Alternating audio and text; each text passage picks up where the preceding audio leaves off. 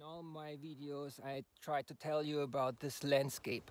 Please don't see me as a person see through my eyes, and I try to explain as objective as possible what I can see here. I'm sitting on a Hutsul horse, a backbreed of the Tarpan, or the most primitive horse that exists in Europe. We are in Central Europe of the Carpathian Mountains, and this forest on my left side was 15 years ago, it was a pasture field. And behind me, it's a forest that you can cut down every 15 years, but it hasn't been done for 15 years. There's some major trees here inside that's showing that this was a meadow, like a pasture ground.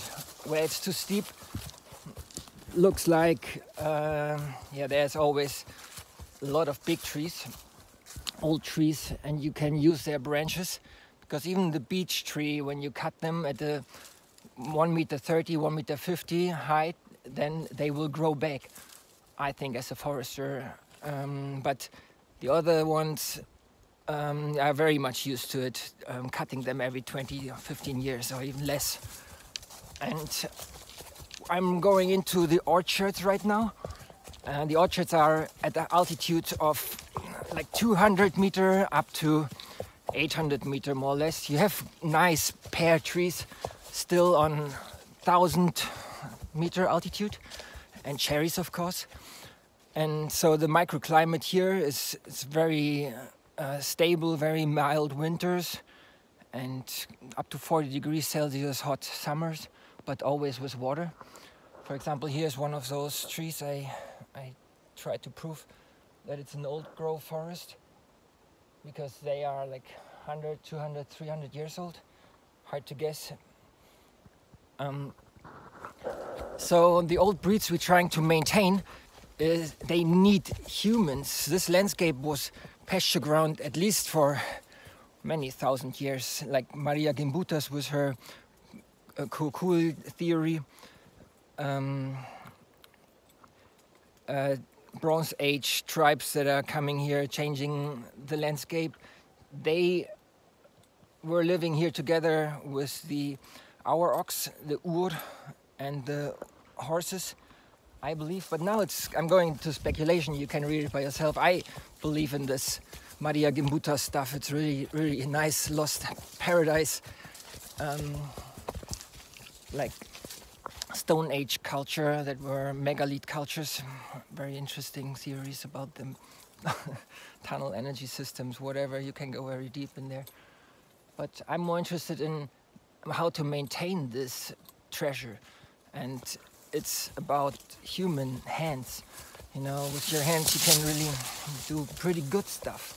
Like surgeries, and surgeries in nature means pruning. When you're pruning the trees, they get very productive, so very grateful. So I think it's a myth to believe that if you keep humans out, the nature will develop. They will develop, but in a more or less experimental way. The human can design high biodiversity landscape that have been existing, and though the nature could adapt to it with new technology. So we can use, I think, the information systems we have, but we have to get rid of it for long term, because they are not sustainable.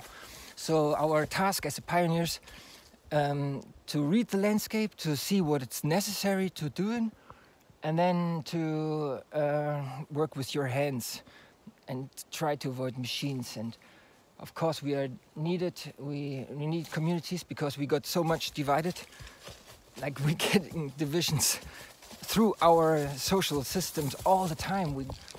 Very interesting phenomenon. I like to unite at least with the animals. They are the ancient ones, and they seem to understand me. And people like Hempfling, we have a Hans Ferdinand Hempfling. Very interesting communication with animals and nature, and especially those stallions, you know, 30 years living with those Hutsul horses and horses in general. Like since I'm 13 years old, I'm having animals like horses, rabbits. And they show me the road with the buffaloes, because horses and water buffaloes really nice together. Like buffaloes go more to the swampy stuff and horses keep the grass low. So you can make this, what the English doing, the English were like always two-sided, but the nice part of it were like the English garden they made. The English garden, the most rich people, what do they create? A garden that feels most comfortable. And the English garden, where you have sheep or big horned cows, yeah, it's like paradise, because everything is there then, you know, when you can milk them even. I mean, the water buffalo is giving me milk.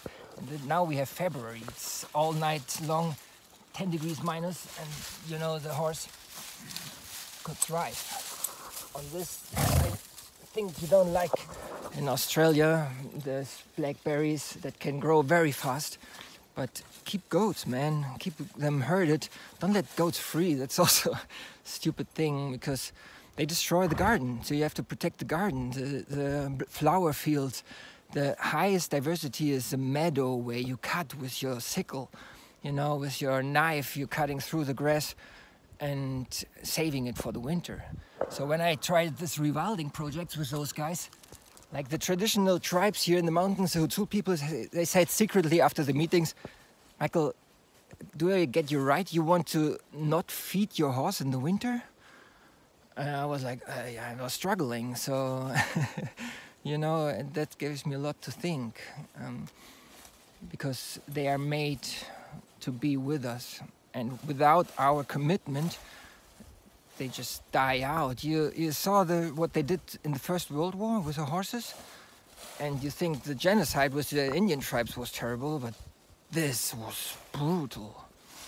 So yeah, we are obliged to do something, especially for them, because they are feeding us, nurturing our children. You know, this water buffalo milk, the yogurt we make, it's amazing stuff. Really, really, really worth living for.